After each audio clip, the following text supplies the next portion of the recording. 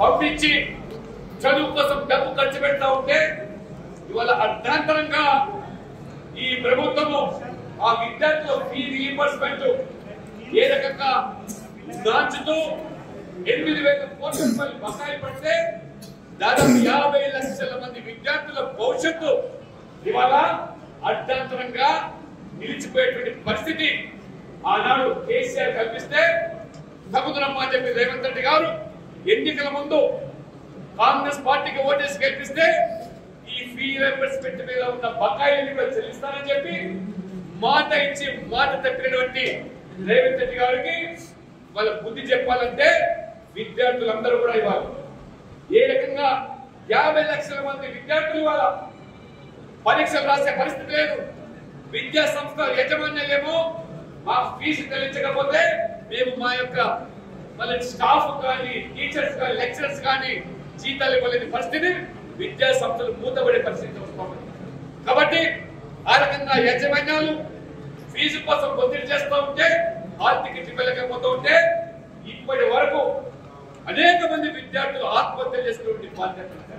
ఈ ఆత్మహత్యలు చేసుకున్నది ఇది రేవంత్ రెడ్డి గారి ప్రభుత్వం యొక్క హత్యలే తప్పితే ఉజ్వల భవిష్యత్తు విద్యార్థుల యొక్క బుద్ధి పాలు చేసినటువంటి ఈ రేవంత్ రెడ్డి ప్రభుత్వానికి బుద్ధి చెప్పాల్సి వస్తుంది. విద్యా సంస్థలు మూతపడుతున్నాయి, యాజమాన్యాలేమో దిక్కుతోచని పరిస్థితి, విద్యార్థులేమో చదువుకు దోచుకోకుండా నిరుద్యోగ యువత చదువుకొని కష్టపడి డిగ్రీలు పొంది మరి కళ్ళకు ఒత్తులు పెట్టుకొని నోటిఫికేషన్ల కోసం ఎదురు చూస్తూ ఉంటే ఆనాడు కేసీఆర్ మోసం చేశారు.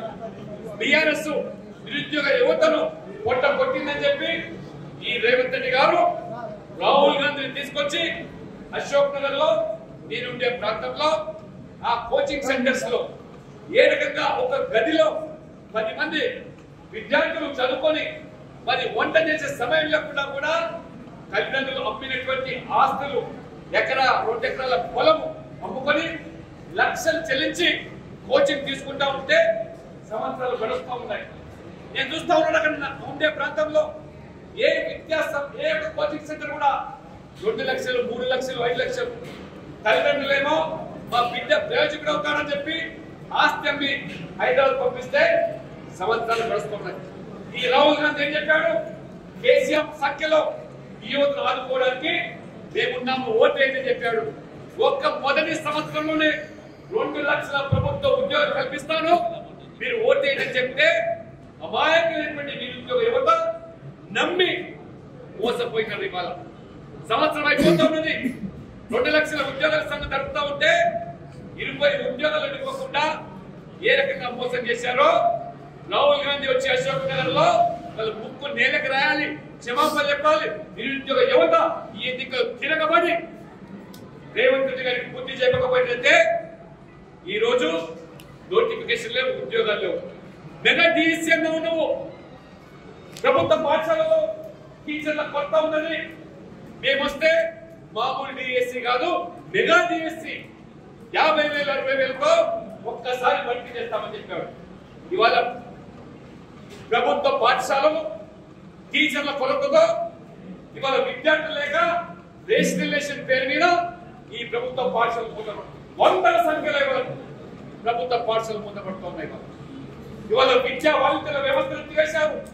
గతంలో కనీసం టీచర్ నియామకం అయ్యే వరకు విద్యా వాలంటీర్ల ద్వారా ఆ పాఠాలు చెప్పేటువంటి ఆ వ్యవస్థను రద్దు చేసి ఈ రోజు పేదవాళ్ళు ఇవాళ చదువుకునే ప్రభుత్వ పాఠశాలలు మూతపడతా ఉంటే టీచర్ నియామకాలు చేయకుండా ఇవాళ రేవంత్ రెడ్డి గారు మీన నేషాలు లెక్క పెడుతూ కాకమ్మ కబుర్లు చెప్తూ ఏ రకంగా మోసం చేశాడో ఇవాళ ఈ టీచర్ల యూనియన్లు మీరందరూ కూడా నిలదీద్దామని ప్రయత్నం చేస్తే, కలుద్దామని ప్రయత్నం చేస్తే మీ ఓట్ల ద్వారా గెలిచిన బట్టి ఈ ఎమ్మెల్సీలో ఎందుకు నోట్లు మూతపడతా ఉన్నాయి.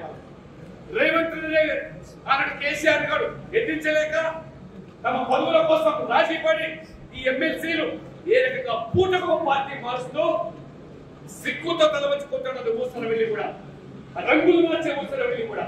అంటే ఊసరవెల్లిని మించిపోయి ఈ ఎమ్మెల్యేలు ఎమ్మెల్సీలు ఏ రకంగా పార్టీలు మార్చి రాజకీయ పద్ధతులు తప్పితే టీచర్ల సమస్యకు పరిష్కారం చూపడం లేదు.